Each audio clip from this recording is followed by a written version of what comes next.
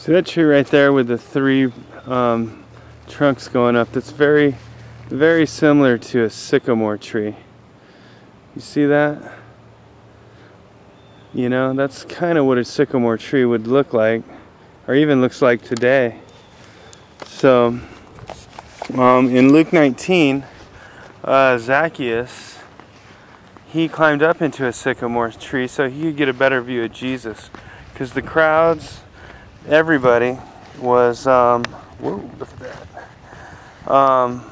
It was pressing. He couldn't get to Jesus. He was very short, so he climbed up a sycamore tree, took desperate measures, got up in there so he could see Jesus. And when he did that, Jesus called out to him and said, yo, he didn't say yo, but he said, Zaccheus, I'm going to abide in your house. Come on down here. And that's just a key phrase there, abide in your house. I definitely want the Lord abiding in my house, you know. And so he came down joyfully. He got down and he met Jesus. And he said to Jesus, you know, he had an encounter with Jesus. You see him, you truly see Jesus. Then you have an encounter with Jesus. Then something happens to you. You change. Your nature changes.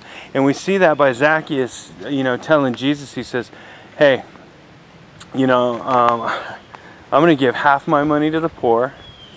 And I'm going to pay back anybody I've cheated 4 times the amount of money that I took from them.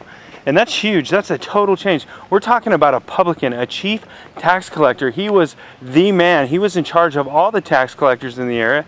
He knew all the Gentiles. He knew all the Jews. And by him doing this, it must have been such a huge thing. People must have seen that and go, what is going on with Zaccheus? I mean, this guy is crooked.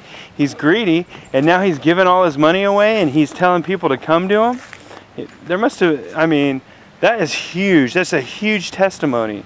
And when Jesus said that, when he said that to Jesus, then he basically, it really probably blew Jesus away. And Jesus said, look, now today, son of Abraham,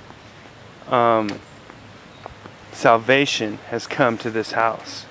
See, that's what happens when we're salvation, when we're changed, when we have an experience with Christ. Our whole world changes, our whole aspect changes, and we want to make what's wrong right, and then we start changing. What example Jericho had of the life-changing Christ. And it wasn't a healing, it wasn't, you know, raising somebody from the dead, but it was turning a vile sinner into somebody that wanted to do justly. It was somebody who wanted to treat people the way that he wanted to be treated. And isn't that the gospel? To treat people, all the law and the prophets in Matthew 7 verse 12, all of the law and the prophets hang, it doesn't say hang, but it's treat people like you want to be treated, and all of the law and prophet. And that's all of the law and the prophets. It's very interesting that it says that. It also, in Matthew 22, it says, after he gives the Shema, or, you know, love God with everything you are and love your neighbor as yourself, all of this, if you do this, all of this hangs on the law and the prophets. It says something like that. But Matthew 7:12 has definitely been sticking out to me about treating people the way I want to be treated. Am I doing that?